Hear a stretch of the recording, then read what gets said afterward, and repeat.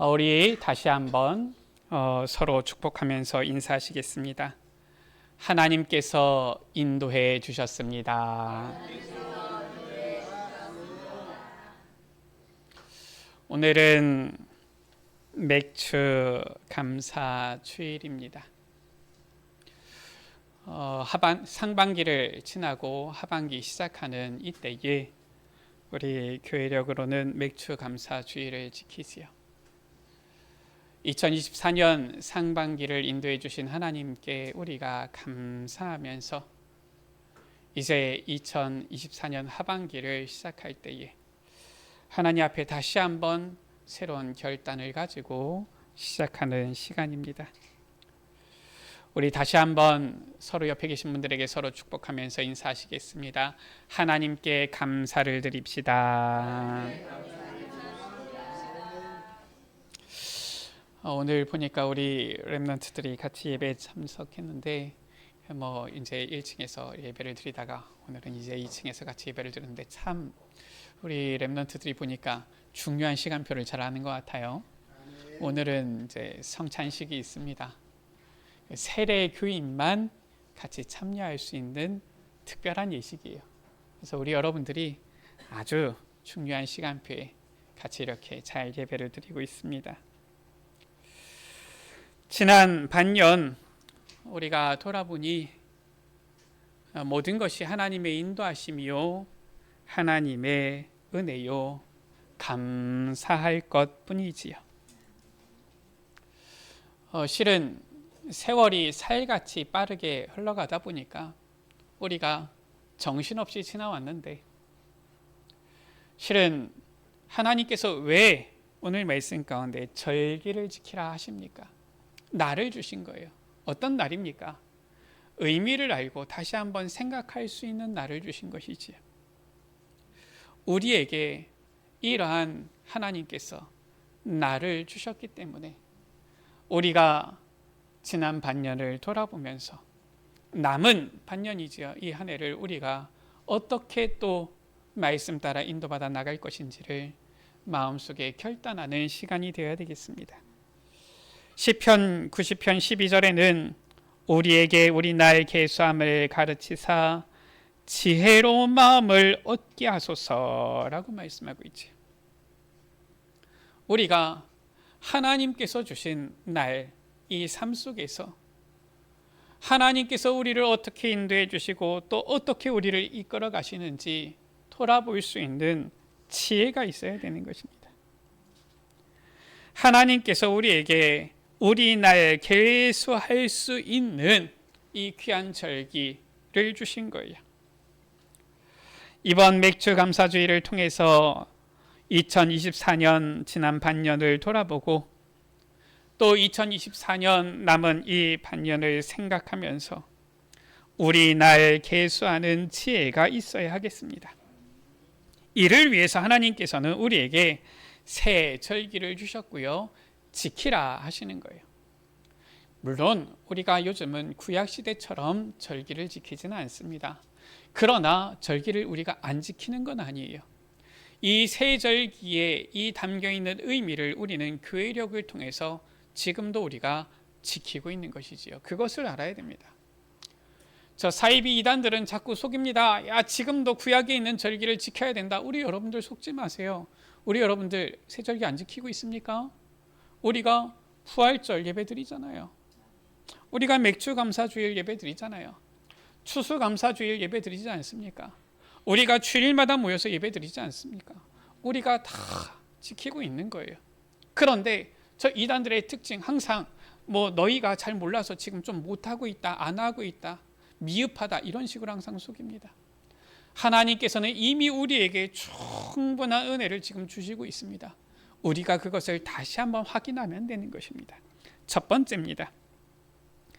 오늘 말씀 가운데에 너는 매년 3번 내게 절기를 지킬지니라.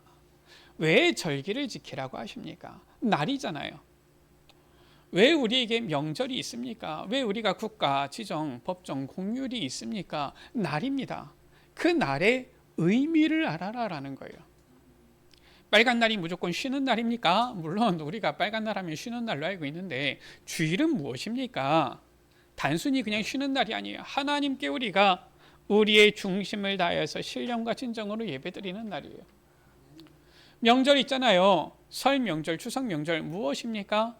한 해의 시작하면서 가족과 함께 시작을 새롭게 하는 겁니다. 추석 명절 모임 무엇입니까? 이제 이 보면은 많은 이 수확을 기뻐하면서 함께 즐거워하는 거예요. 가족과 함께. 그게 명절 아닙니까? 뭐 보면은 이 3.1절 있잖아요. 왜 빨간 날입니까? 의미가 있는 거예요. 우리나라가 저 일제 식민지 지배를 당하고 있었을 때에 우리나라 독립을 위하여서 다 같이 온 국민이 함께 일어나서 만세를 외쳤다라는 거예요. 기억해라라는 겁니다. 그 어려웠던 순간을, 그리고 그때 이 나라가 하나 되었던 것을 기억해라라는 거예요. 보면은 8월 15일 뭐 광복절 있잖아요. 무엇입니까? 저 식민 지배 당했던 데에서 이제는 해방되었다. 광복이지요. 우리나라를 되찾게 되어졌다. 그거 아닙니까?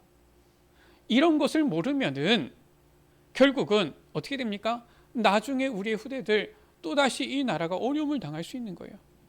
그래서 누가 얘기했는지 모르겠지만 보면은 그런 얘기를 하잖아요. 역사를 잊은 민족에게 미래가 없다고. 맞습니다. 우리나라가 어땠는지 알아야 돼요. 지금 사는 것만 가지고서 뭐 아무 걱정 없다 이러면 안 됩니다. 우리가 얼마 전에는 6.25 있었는데 기억해야 돼요. 저 북한이 새벽에 기습해서 우리 남침했잖아요. 남한으로 침범해왔잖아요. 공격 전쟁을 일으켰잖아요. 얼마나 많은 사람이 죽었습니까? 뭐 군인들뿐만 아니라 민간인들까지 해서 수백만 명이 죽었어요. 이 온 나라가 피로 얼룩졌었습니다. 기억해야 된다라는 거예요. 이 날입니다. 자, 오늘 그러면은 이 새 절기 나는 어떤 날입니까? 15절 가운데 무교병의 절기를 지켜라 라고 말씀하고 있습니다. 무교병은 무엇입니까? 누룩 없는 떡을 말하는 거예요. 실은 원래 우리가 성찬식 할 때에도 누룩 없는 떡을 먹어야 되는데 뭐 누룩 없는 떡은 너무 딱딱하고 맛이 없어요. 제가 신학교에서 이 목회학을 배울 때는 이 교수님 목사님이 이 누룩 없는 이 떡을 가져다가 신학생들에게 성찬식을 이렇게 베풀어 주신 적이 있었어요. 먹는데 참 맛이 없더라고요. 그래서 요즘은 뭐 우리가 굳이 꼭 맛없는 걸 먹어야 되냐, 그냥 좀 맛있게 먹어야 된다 해가지고 아마 오늘도 아마 맛있는 떡이 있습니다. 뭐 작지만은 우리가 의미를 새기는 거기 때문에 실은 크게 중요한 건 아니죠. 이 무교병 무엇입니까? 이스라엘 백성들이 애굽에서 출애굽되어진 겁니다. 해방되어진 거예요. 노예되었던 그 자리에서 해방되어진 겁니다. 그런데 급하게 나가야 돼요. 급하게 나가다 보니까 어디로 갑니까? 광야길로 가는데 누룩 있는 떡은 금방 쉬어요. 날씨가 덥고 하기 때문에 금방 쉬고 곰팡이가 핍니다. 그러면 오래 먹을 수가 없어요. 광야 가서는 먹을 수가 없습니다. 그러니까 누룩 없는 떡을 만든 거예요. 이 딱딱한 떡을 만든 겁니다. 이것은 오랫동안 보관할 수가 있어요. 오래 먹을 수가 있는 것이죠. 그래서 이 누룩 없는 떡을 가지고서 출애굽해서 나가게 되어진 거예요. 그래서 광야길 가면서 이 무교병을 먹었던 거지요. 그래서 이 무교병의 절기 무엇입니까? 유월절을 말하는 것입니다. 16절에 무엇은 절기를 지키라 라고 했습니까? 맥추절을 지키라 라고 했어요. 맥추절은 어떤 절기입니까? 내가 수고하여 밭에 뿌린 것에 첫 열매를 거둠이니라 라고 했어요. 첫 열매를 거두었다라는 거예요. 이스라엘 백성들이 출애굽해서 그 길이 우리가 생각하는 꽃밭이 아니었다니까요. 바로 가나안 땅 들어간 게 아닙니다. 광야길을 갔잖아요. 이 광야길은 어떤 길입니까? 누가 봐도 살 수 없는 땅. 일주일도 버티기 힘든 그곳. 일주일만 있어도 불과 3, 4일만 있어도 다 죽어나가는 그 땅. 광야예요. 그런데 이 광야길을 가는데 놀랍지요. 다 거기서 죽을 줄 알았는데 죽기는커녕 오히려 씨를 뿌려서 첫 열매를 거두었다. 맥추절입니다. 시기상으로는 언제가 되어지느냐? 이 무교병의 절기 이후에 7주 곱하기 일주일, 7일 곱하기 7주를 말하는 거예요. 그래서 77에 49 해서 77절이다. 신약시대에는 77에 49 다음 날이다 해서 오순절이다 이렇게 표현을 했습니다. 그래서 맥추절, 77절, 오순절 실은 같은 절기를 말하는 거예요. 그리고 또 어떤 절기를 지키라고 했습니까? 수장절을 지키라라고 했어요. 이 수장절은 내가 수고하여 이룬 것을 연말의 밭에서부터 거두어 저장함이니라. 우리나라로 치면은 이 실은 이제 추석과 비슷하고요. 교회력으로는 추수감사절과 같지요. 이제는 하나님께서 이 얼마나 축복을 하셨는지, 당시에는 주된 산업이 농업이었잖아요. 밭에서부터 이제 곡식을 거두어서 과일을 열매를 거두었는데 그냥 겨우 먹고 살 정도가 아니라 창고에 거두어서 더 이상 염려 근심이 없도록 거두었다. 수장했다. 수장절인 겁니다. 이 세 절기를 지키라라는 거예요. 이것이 도대체 무슨 의미입니까? 우리는 이 세 절기의 의미를 알고 세 절기의 감사를 드릴 수 있어야 되겠습니다. 첫 번째입니다. 유월절의 감사입니다. 원래 이 유월절 전에 이스라엘의 상태 모습이었어요. 언약을 놓쳤던 이스라엘은 애굽에서 완전히 노예살이, 재앙 가운데 있었던 것입니다. 분명히 애굽을 들어갈 때에는 노예로 들어갔던 게 아니에요. 처음에 애굽에 갈 때에는, 내려갈 때는 어떻게 갔습니까? 애굽의 바로왕 다음 가는 총리 요셉의 이 가족, 식구, 가문으로 애굽에 갔던 겁니다. 그래서 이 애굽에서도 가장 좋은 땅이에요. 비옥한 땅이지요. 고센 땅에서 머물렀던 것입니다.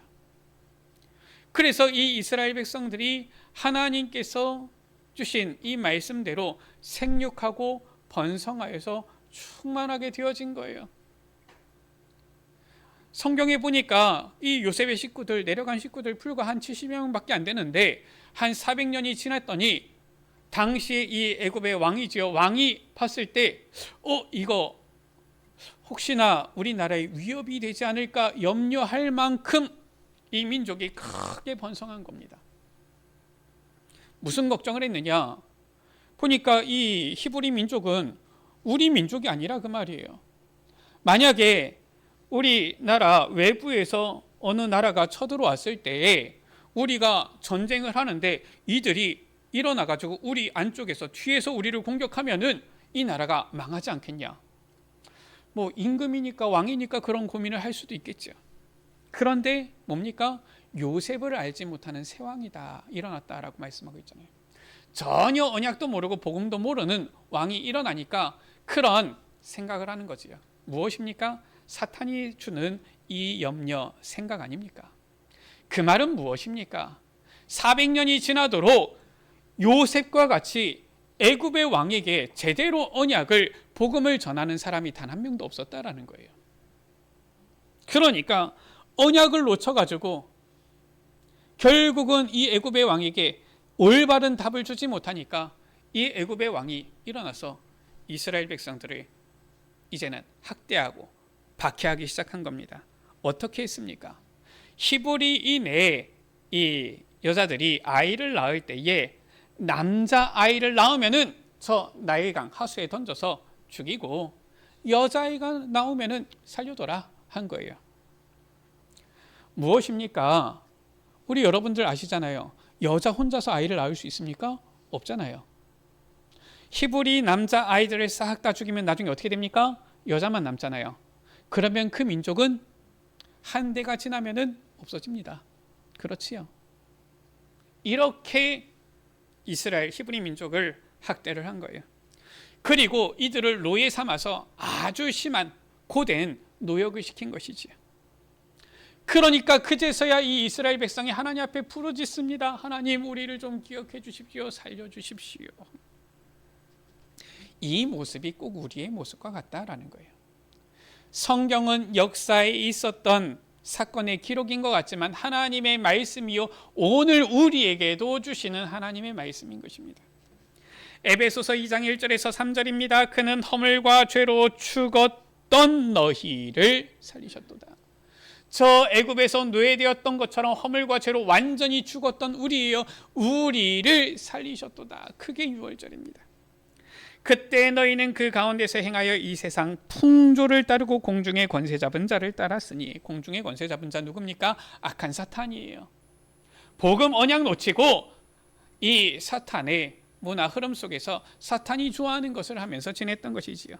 곧 지금 불순종의 아들들 가운데서 역사하는 영이라. 전에는 우리도 다 그 가운데서 우리 육체의 욕심을 따라 지내며 육체와 마음에 원하는 것을 하여 다른 이들과 같이 본질상 진노의 자녀이었더니라고 말씀하고 있죠. 진노 가운데 있었던 우리예요.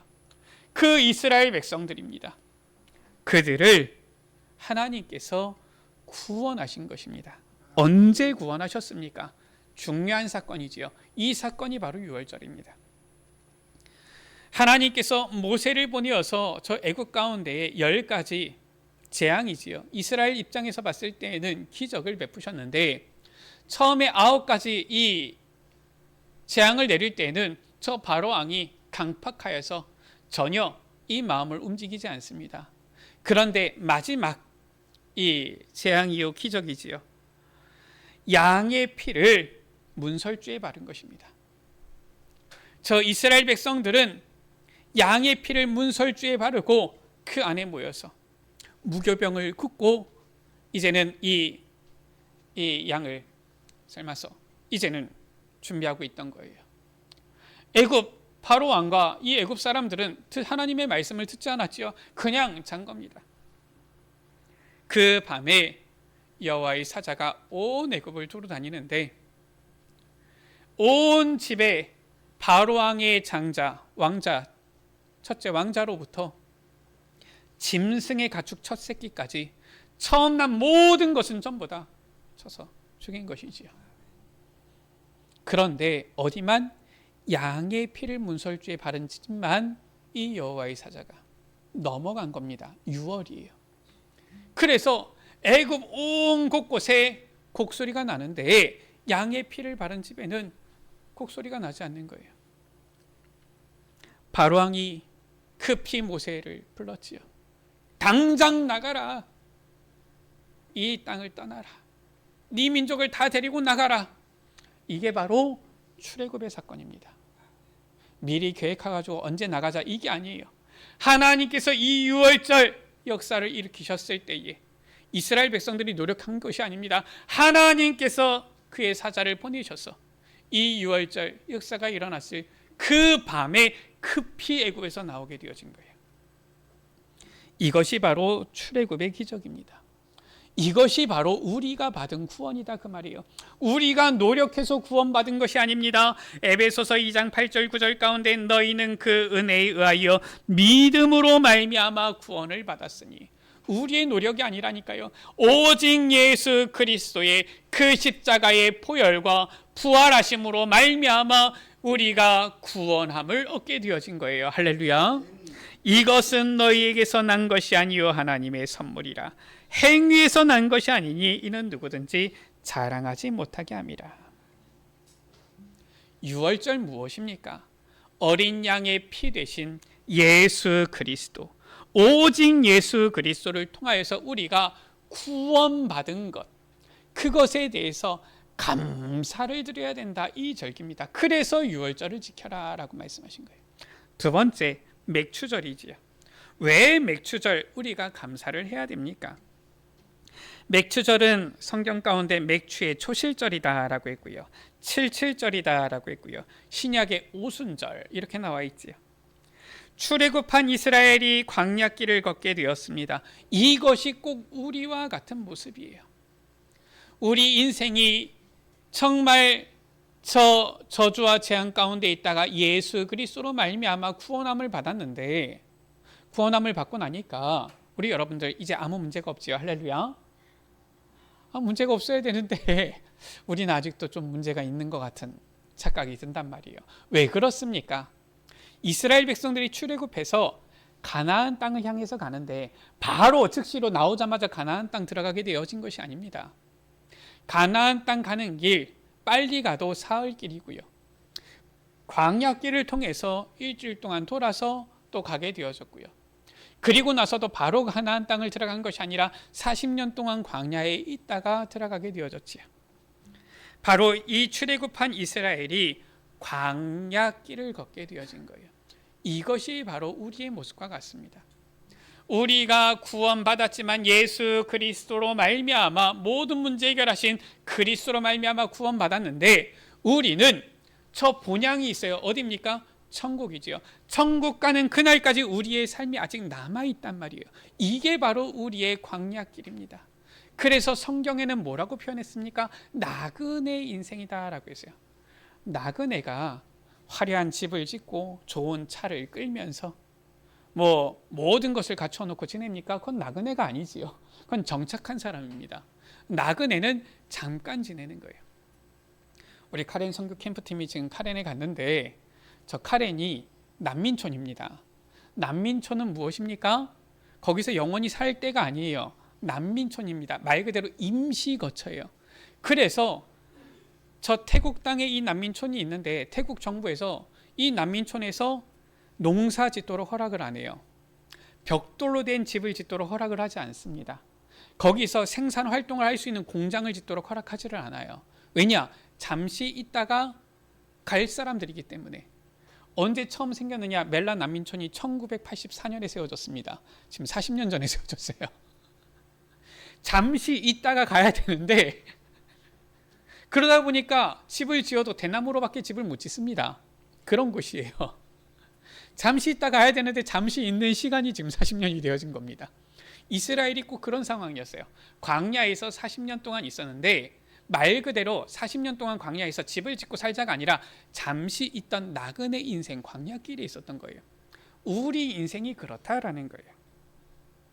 예수님께서는 그래서 우리 인생을 향하여서 뭐라고 진단하셨느냐? 마태복음 11장 28절에 수고하고 무거운 짐진 자들아 라고 했어요. 나그네 인생이니까요. 그러면서 뭐라고 하셨습니까? 다 내게로 오라 내가 너희를 쉬게 하리라.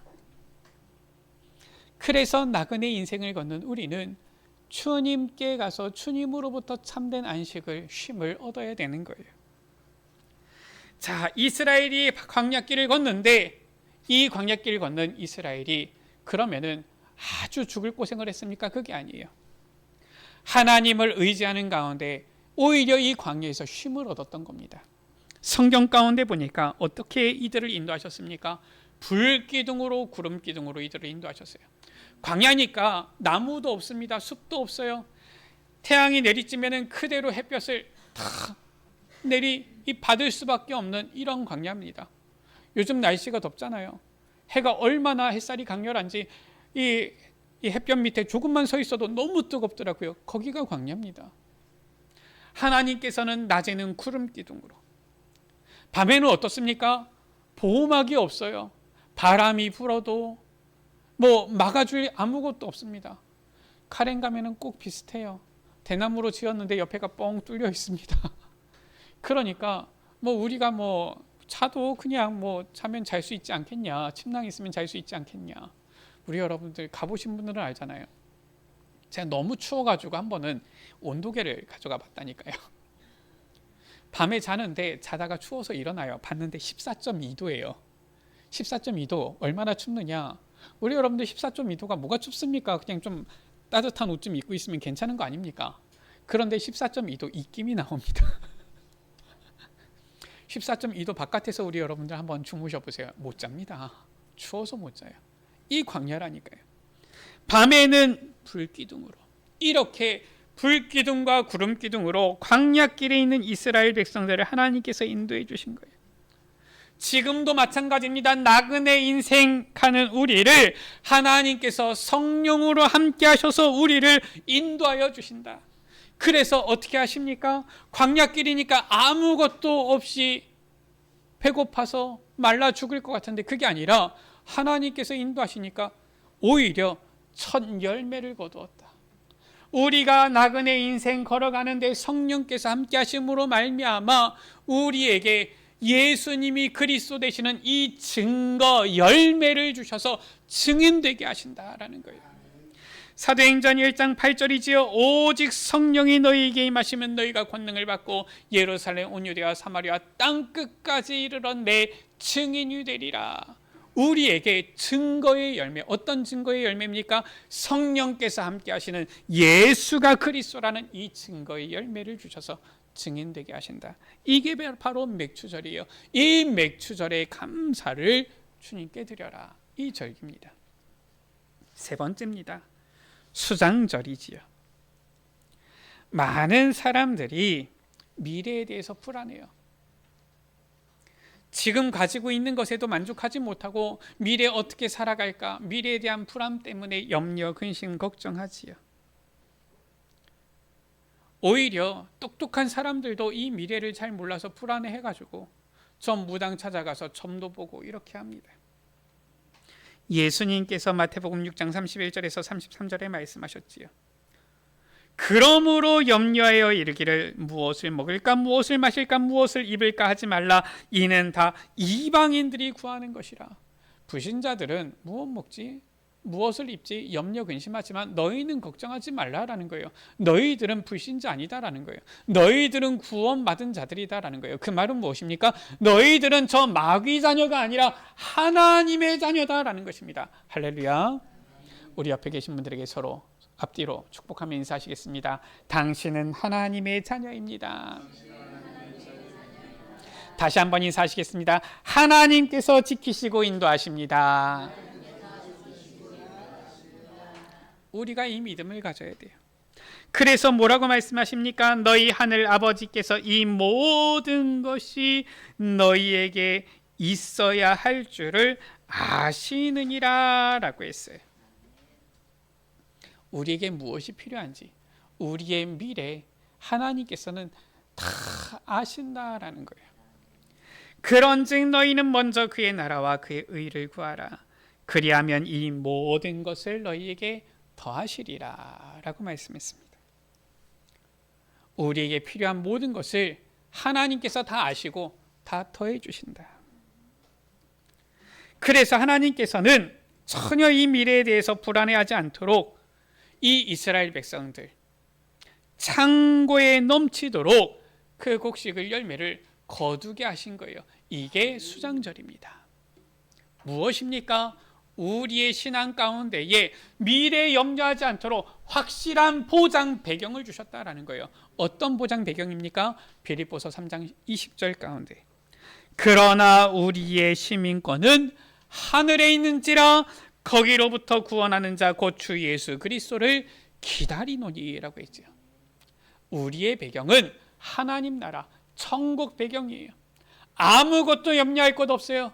우리 여러분들 이 땅의 나그네 인생을 사는 것 같지만 우리가 갈 본향 천국이 예비되어져 있다. 하나님 나라가 우리의 배경이다. 그 말인 것입니다. 그래서 수장절은 이 하나님 나라 천국 배경의 보장에 대한 것을 의미하는 절기예요. 사도행전 1장 3절 가운데 예수님께서는 부활하신 주님께서는 제자들에게 40일 동안 이 하나님 나라에 대해서 하나님 나라의 일에 대해서 아주 중요하게 설명하신 것입니다.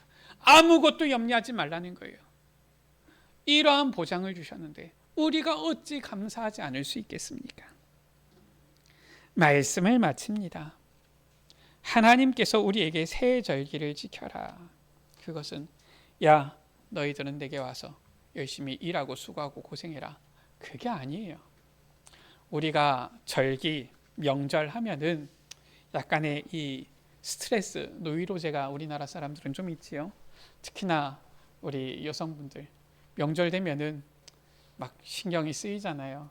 가서 또 얼마나 많은 일을 할까, 얼마나 많은 설거지를 할까, 얼마나 또 많은 이 음식을 차려내야 될까, 이런 이제 염려가 있을 수도 있지. 하나님께서 우리에게 지키라 하신 절기는 그런 염려, 근심, 걱정해야 될 절기가 아닙니다. 하나님께서 우리에게 이러한 축복을 주셨다라는 거예요. 그 축복 의미를 알고 감사를 해야 되겠습니다. 할렐루야. 하나님께서 우리에게 이 어마어마한 은혜 축복을 주셨는데 우리가 이것을 잊으면 안 되잖아요. 하나님께서는 그 은혜 축복을 기억해라. 이 절기를 지키라 하신 것입니다. 하나님께서는 새 절기의 축복을 이미 우리에게 주셨습니다. 유월절과 맥주절, 수장절의 축복을 주셨지요. 우리는 그 은혜의 축복을 우리가 생각하면서 감사를 하나님께 드려야 되겠습니다. 우리가 하나님께서 주신 이 새 절기의 의미를 알고 감사를 드리며 언약의 여정을 걸어가야 되겠습니다. 그래야 해서 우리의 신앙의 시작이 무엇입니까? 구원이잖아요. 우리의 신앙의 과정은 무엇입니까? 이 나그네 인생 광야길이잖아요. 우리의 신앙의 결론은 무엇입니까? 천성이잖아요. 우리의 시작과 과정과 결론도 감사가 되어지는 우리 모든 에베네셀 가족들 되어지시기를 주의 이름으로 축복합니다. 이것을 알 때에 데살로니가전서 5장 16절에서 18절의 말씀이 이해되는 거예요. 항상 기뻐하라. 아니 어떻게 항상 기뻐할 수 있습니까? 왜냐? 새 절기의 축복을 주셨습니까? 쉬지 말고 기도하라. 왜 기도해야 됩니까? 새 절기의 축복을 주셔서 지금도 우리를 인도하시니까. 범사에 감사하라. 어떻게 범사에 감사할 수 있습니까? 이미 새 절기의 축복을 주셔서 이미 보장 다 하셨으니까 미래에 대해서. 이것이 그리스도 예수 안에서 너희를 향하신 하나님의 뜻이니라 말씀하고 있습니다. 새 절기의 이 의미를 알고 우리에게 주신 그 은혜와 축복을 알고 새 절기의 감사를 주님 앞에 드림으로 아무런 염려 없이 걱정 없이 주님을 의지하며 나아가면서 승리하는 우리 여러분들 되시기를 주의 이름으로 축원합니다. 우리 시간 같이 이 모든 것이 하나님의 은혜라, 이 모든 것이 하나님의 은혜라 같이 찬양합니다.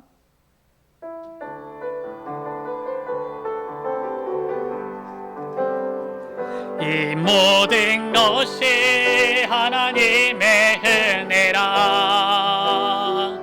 이 모든 것이 하나님의 은혜라. 주장할 것도 없고 주장할 것도 없고 자랑할 것도 없다네. 이 모든 것이 하나님의, 이 모든 것이, 이 모든 것이 하나님의 은혜라. 이 모든 것이 하나님의 은혜라. 부끄러운 것뿐이고 부끄러운 것뿐, 감사할 것밖에 없네. 감사할 것밖에 없네. 이 모든 것이 하나님의 은혜라. 다시 찬양합니다. 이 모든 것이, 이 모든 것이 하나님의 은혜라. 이 모든 것이 하나님의 은혜라. 주장할 것도 없고 주장할 것도 없고 자랑할 것도 없다네.